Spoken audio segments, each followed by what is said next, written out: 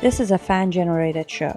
If you would like to support us, please go to jamieglazov.com and also don't forget to subscribe to our YouTube channel. All your support is greatly appreciated. Welcome to the Glazov gang. This is the Nonie Darwish moment. In every speech, President Obama defends Islam and Muslims at all costs. In his last State of the Union address, he stated, "Insulting Muslims betrays who we are. We need to reject any politics that targets people because of race and religion." He also said, "When politicians insult Muslims, when a mosque is vandalized or a kid bullied, that doesn't make us safer." He also added, "It's just wrong. It diminishes us in the eyes of the world." I don't think President Obama was only addressing Donald Trump with these remarks. President Obama in every speech is eager to position Muslims as victims. After every terror attack, he talks about Muslims as the victims. And that is the same strategy as the Council of American Islamic Relations. That's what they want in America, to position themselves as victims. In fact, the arsonist who burned recently a mosque here in America turned out to be a Muslim member of that mosque, because it's the same agenda. They want to present themselves as the victims. Who is insulting Muslims? Why is President Obama keep telling us you're insulting Muslims? Most of the criticism that I see and I do and a lot of people do is criticism of the ideology of Islam. I lived for 30 years under Islamic law.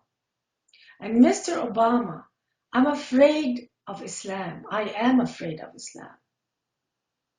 And I'm afraid of Sharia. And I have the right to criticize and even condemn it. You know why? Because the religion of Islam that you want to forbid us from criticizing and constantly defend with passion, I never see you more passionate about anything more than defending Islam. And because Islam condemns to a death sentence those who leave Islam, this is the religion that you defend. Islamic religion in all its schools of Sharia, the 4 schools of Sharia, it all condemns those who leave Islam to death. How about discussing that, President Obama, with former Muslims in America who are hiding everywhere? They can never visit the Middle East because they're going to be killed. We look over our shoulders, President Obama, but you never talk about us. The idea that Islam has nothing to do with terrorism is only in your own mind, President Obama. Even Al-Azhar University, the #1 Islamic university in the world, refuses to condemn ISIS as un-Islamic. Al-Azhar disagrees with you that ISIS has nothing to do with Islam. In fact, because there is a sheikh, an Islamic sheikh from Al-Azhar, who stated openly that if we condemn ISIS as un-Islamic, then we must condemn all our teachings in Al-Azhar, the Islamic university. You're the only one who says that ISIS has nothing to do with Islam. You're the only one who are trying to silence us, the victims of Islam, from speaking out. Nobody cares about us. People on a death sentence living in America in fear, while you are entertaining the people of care, inviting them to the White House, inviting them to your State of the Union address. And these are the people who refused to sign a pledge that we, former Muslims United, sent to CARE, asking them to condemn the laws of Islam that obliges anyone who leaves Islam to be killed. They refused. CARE, that group that you invited to the State of the Union address, refuses. They utterly refuse to condemn the laws of Sharia that condemn me and many others to death. The idea that Islam has nothing to do with terrorism is a joke. And Egyptian people, the people of Egypt today who revolted against the Muslim Brotherhood, are disappointed in you, President Obama, because Egypt condemned the Muslim Brotherhood as a terrorist group. But you refuse to condemn the Muslim Brotherhood as a terrorist group, while Egypt condemns the Muslim Brotherhood as a terrorist group that killed Sadat, that attempted to kill many people and killed many people.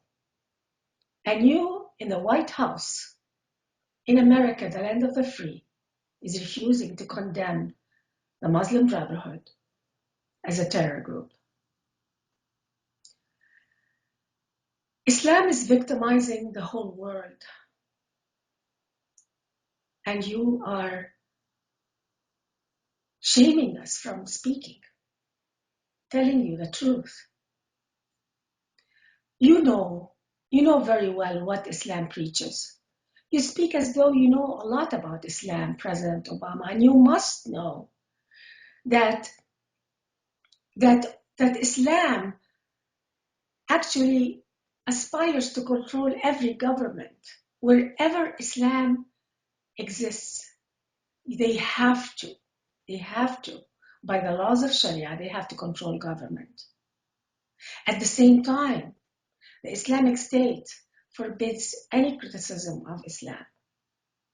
How can a religion aspire to control government, but at the same time refuses and condemns people who criticize it?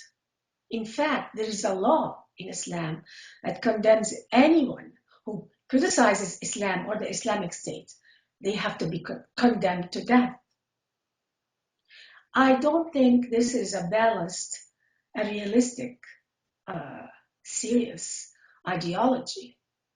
This is the ultimate.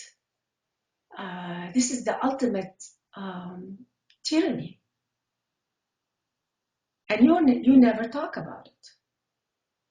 Do you know that if Islam comes to America and becomes powerful, they will try to control the government? You know that. You know that is Sharia.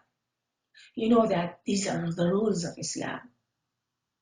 You know that in Sharia, there is a clear law that says that a Muslim state must be ruled by a Muslim, and it must be ruled by Sharia.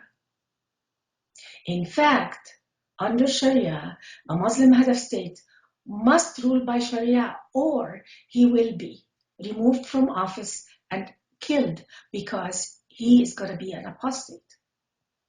A Muslim head of state must conduct jihad.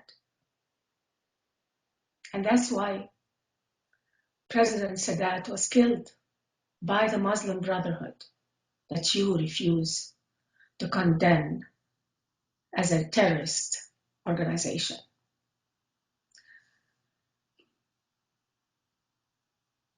President Obama, you speak with a lot of authority on Islam. You must know what's going on. When Muslims kill kill Americans, you are eager to take this time to not rush to come to any conclusions. You want to take your time and you refuse to condemn it as terrorism when the killers themselves are saying we're doing that for the sake of Allah. Why are you doing that? Do you care about your legacy, President Obama, in the eyes of Americans? Or do you care more about your legacy in the eyes of the Muslim world? Thank you for watching, and please go to jamieglazov.com and support him. Thank you very much.